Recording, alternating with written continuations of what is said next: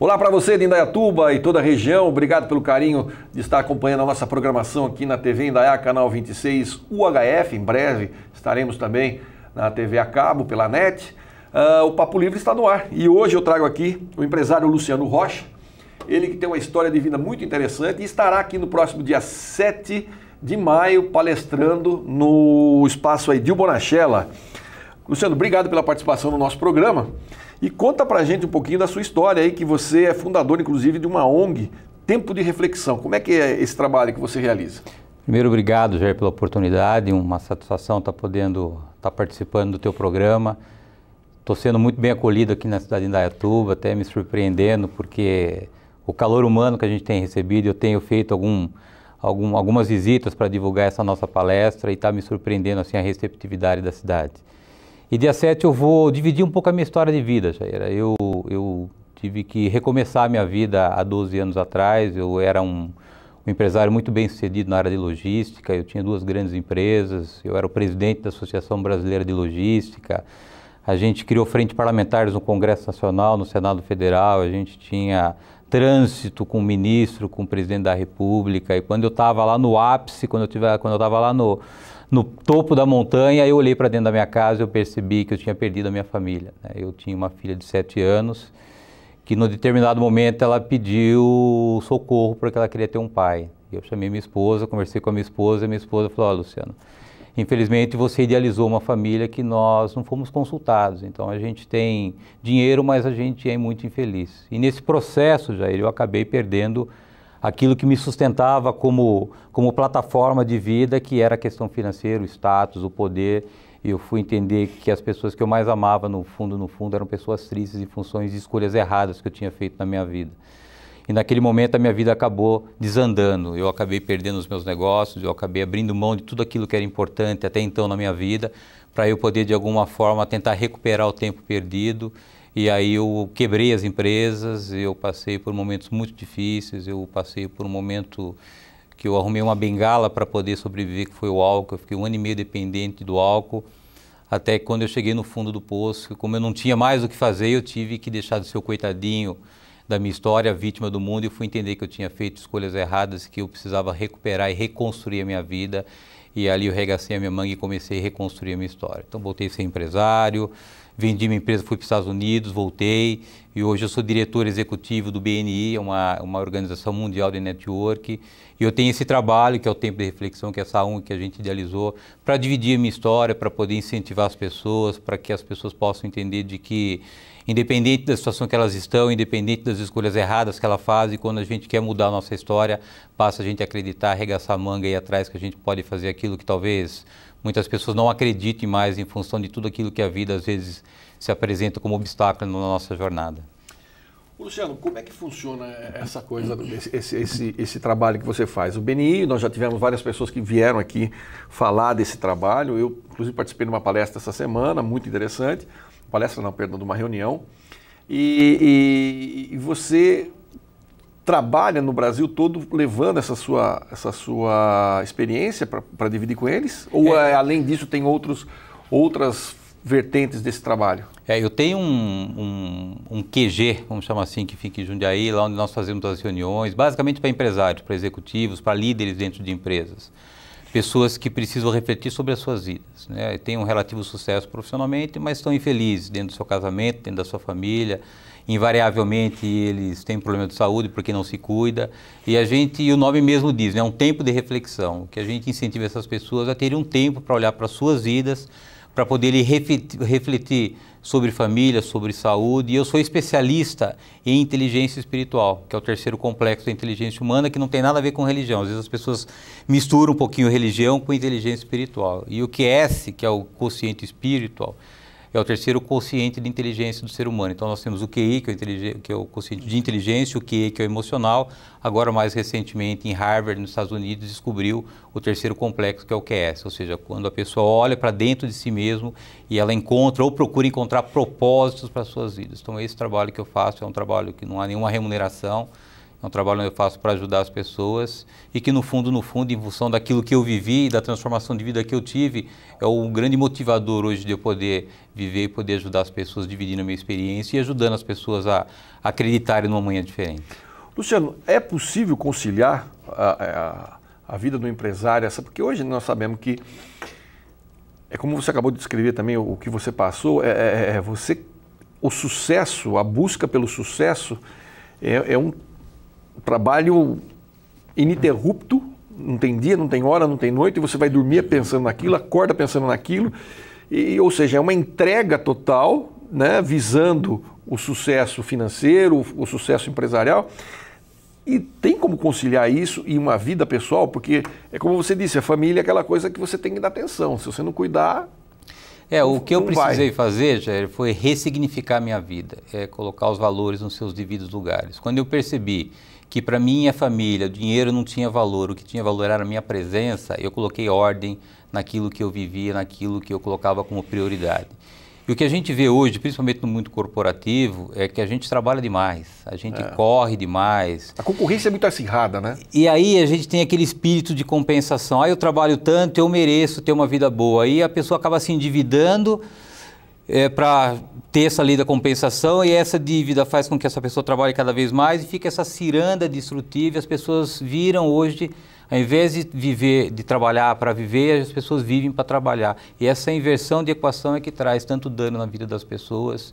E obviamente que não é fácil quebrar esse ciclo, porque precisa ter coragem, né? Porque aí você vai na contramão daquilo que o mundo te empurra a você viver. Mas quando alguém passa por aquilo que eu passei, você começa a entender de que tudo é ilusão.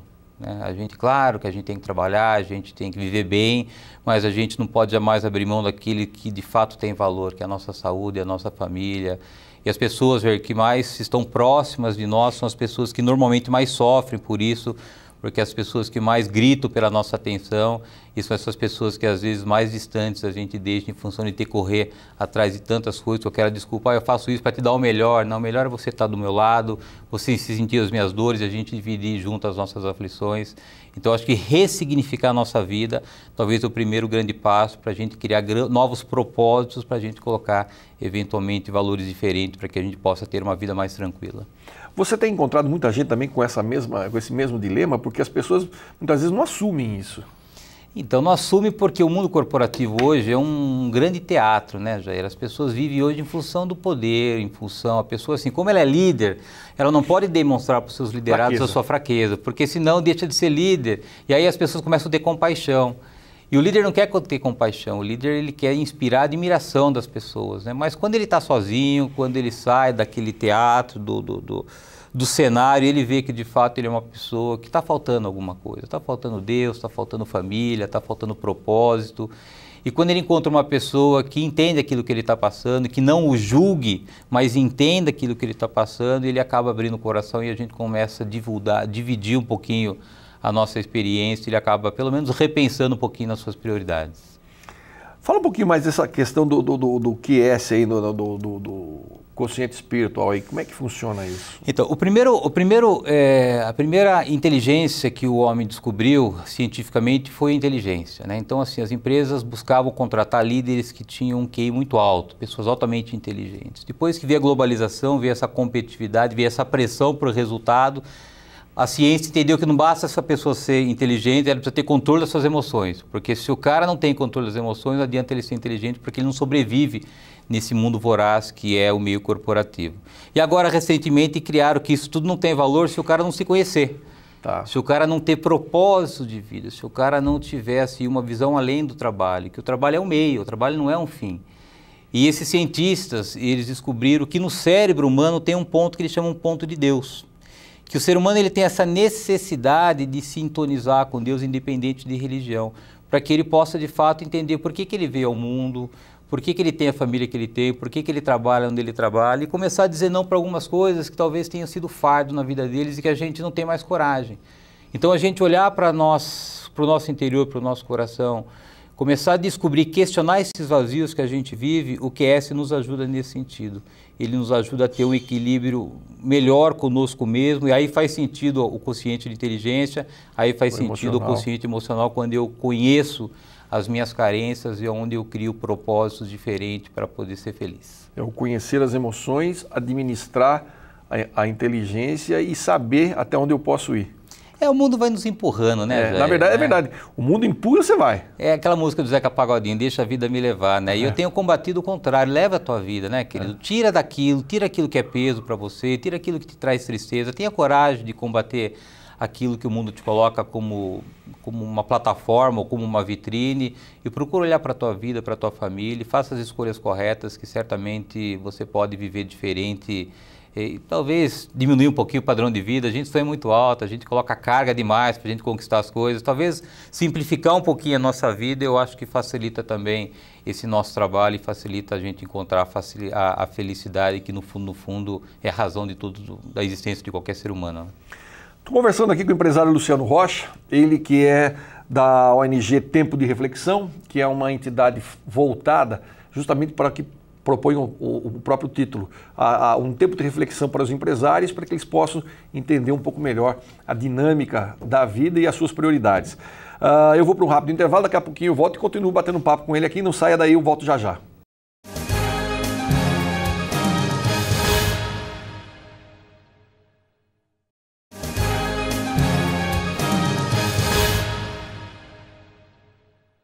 Estamos de volta com o nosso Papo Livre e agora o Luciano Rocha aqui comigo, continua aqui, empresário, ele que é do ramo de logística e fundador da ONG Tempo de Reflexão. Nós falávamos no primeiro bloco sobre as opções que a vida nos dá e as opções, as decisões que nós tomamos, os caminhos que nós tomamos, muitas vezes não são aqueles que nos levam onde gostaríamos de ir. Há todo um clima de ilusão aí na vida corporativa e o Luciano também, ele percorre o Brasil fazendo palestras sobre a experiência de vida dele, que ele num determinado momento perdeu tudo, teve que repensar, ressignificar a vida dele e começar tudo de novo. É difícil começar a vida depois de um certo tempo, depois que você está no topo, leva uma chulapada, cai, e aí?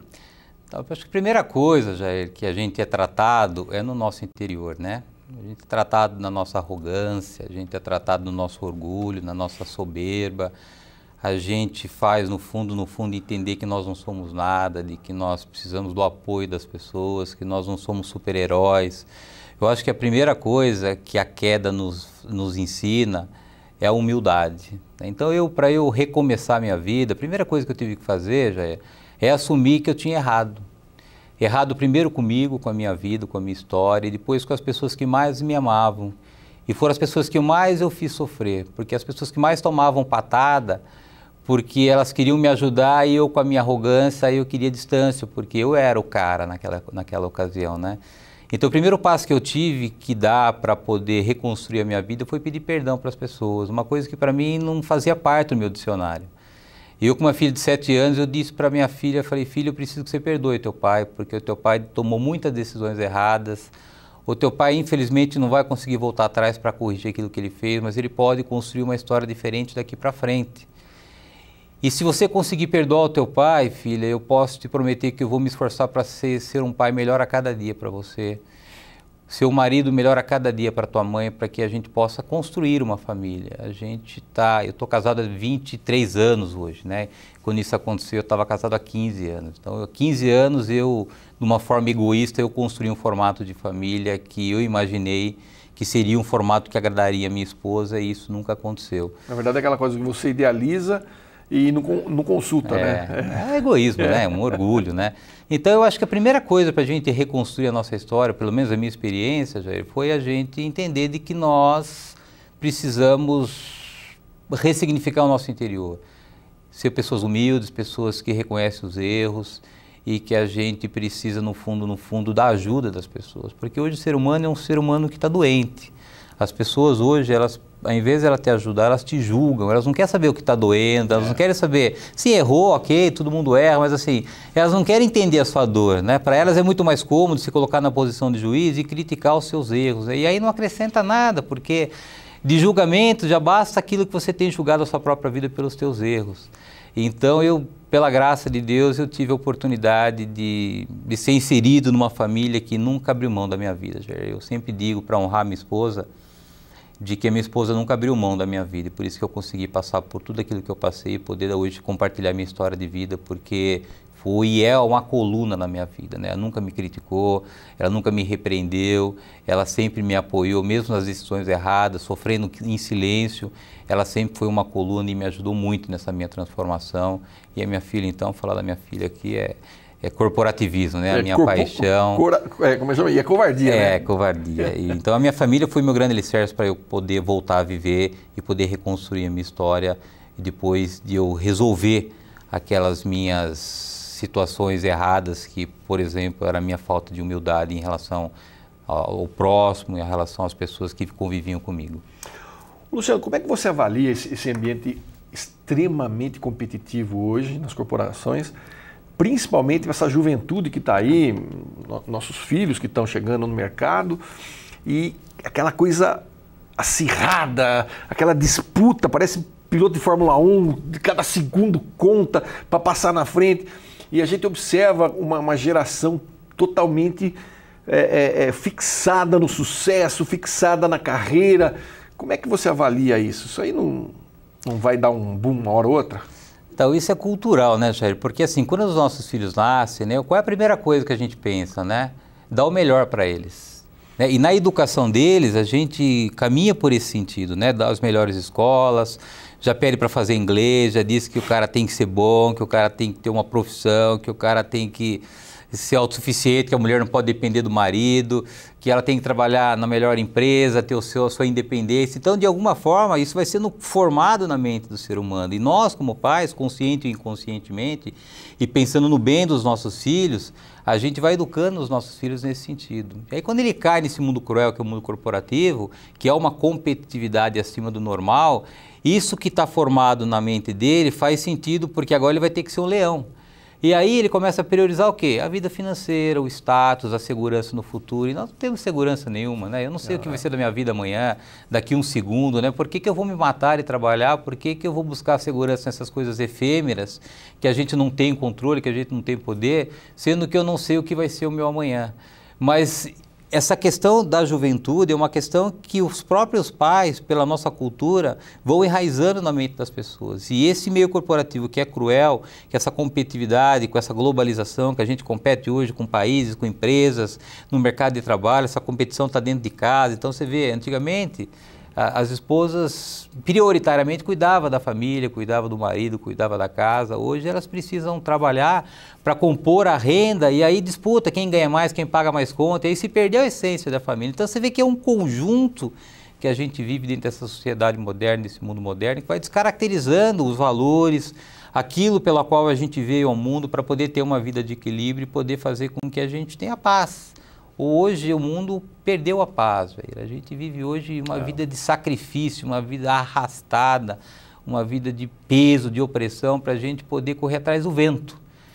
Eu tenho a oportunidade de palestrar para pessoas que estão na UTI, para pessoas que estão no final das suas vidas, né? E quando eu pergunto para elas o que elas queriam mudar nas suas vidas, elas queriam voltar atrás, e aí não dá mais, né? Então esse trabalho que eu faço, já é para que as pessoas não cheguem no final da sua vida e comecem a carregar o peso da culpa. Porque o tempo é cruel. Se algo que na nossa vida é cruel é o tempo, ele não volta atrás. Então aquilo que você deixa de fazer hoje, ou a escolha errada que você faz hoje, está registrado na tua história, você pode mudar daqui para frente, mas o atrás está feito. E o que eu tenho incentivado as pessoas a refletir um pouquinho sobre as suas escolhas, basicamente. A gente vive aquilo que a gente escolhe viver. Luciano, e com relação, por exemplo, quando você também está numa situação dessa, eu acho que uma das coisas que mais machuca a gente é justamente o arrependimento, né? Pô, por que eu fiz isso? Pô, não devia ter feito aquilo lá. Como é que trabalha isso? E é um castigo consigo próprio, não é? É um autoflagelo. É um autoflagelo. Olha, eu vou dizer para você, a última culpa que foi curada no meu coração foi em relação à minha filha. Quando eu pego uma criança no colo hoje, Jair, eu não me lembro de ter pego a minha filha no colo porque não tinha tempo para minha filha, né? E obviamente que filhos despertam um sentimento mais aflorado, né? Porque a gente não podia errar. Eu quis dar para minha filha tudo aquilo que eu não tinha tido dos meus pais quando eu era pequeno, né? E eu vi que no fundo, o que os meus pais me deram de mais valor foi a presença deles do meu lado, né? E porque eles não tinham recurso financeiro, e eu inverti essa equação. Eu quis dar tudo aquilo que a minha filha talvez não sonhava, mas aquilo que de fato era importante para ela, que era a minha presença, eu reneguei, eu deixei de lado. E foi um desafio para mim curar essa ferida no meu coração, Joyce. Algo que me entristeceu muito, que me atrapalhou muito na retomada, foi toda vez que eu olhava para minha filha e ficava com esse sentimento de arrependimento, de assim, por que eu não fiz diferente? Mas aí o tempo passa, as coisas elas vão se mudando e a gente conquistando coisas diferentes, a gente consegue de alguma forma, eu não digo compensar porque o que está feito, mas a gente consegue escrever uma história diferente. Então assim, a minha vida, ela é dividida até os 37 anos e dos 37 aos 45 que é até hoje. Então eu tenho mais meia vida para fechar a minha história com um balanço positivo. É por isso que eu vivo hoje. Nós estamos naquela famosa fase que nós temos mais passado que futuro, né? É. diz a lenda. E cronologicamente a gente tem que correr muito mais para compensar as bobagens que a gente fez no passado, mas o sentimento é que eu tenho trilhado um caminho que lá na frente eu vou fechar meu balanço com saldo positivo. Que maravilha. Bom, então vamos lá. O Luciano fará uma palestra no próximo dia 7, às 19h30, no Centro de Convenções aí de Bonachela, aqui em Indaiatuba. É uma palestra onde ele propõe ao público uma reflexão sobre a própria vida, além de motivar, enxergar uma saída e um fim próximo para conflitos interiores, que é um pouco disso que a gente conversou aqui agora, não é isso? Então, no próximo dia 7, às 19h30, no espaço aí de Bonachela, entrada franca, né? Isso, gratuito. É gratuito, você não paga nada, você pode chegar lá e participar da palestra. Luciano, obrigado pela sua participação, foi muito bom tê-lo aqui, espero que o pessoal de casa tenha gostado tanto quanto eu gostei e sucesso na palestra também. Muito obrigado, eu deixo o convite para os telespectadores que desejam estar conosco, conhecer mais detalhadamente a minha história. Obrigado, Jair, pela oportunidade, uma alegria conhecer o amigo e uma alegria poder dividir nesse espaço do seu programa essa pequena amostra daquilo que a gente vai fazer e falar no dia 7. Muito obrigado. Tá certo, então, mais uma vez, obrigado para você também. E eu fico por aqui. Se Deus quiser, a gente se vê no nosso próximo encontro. Até lá, fiquem com Deus, muita paz.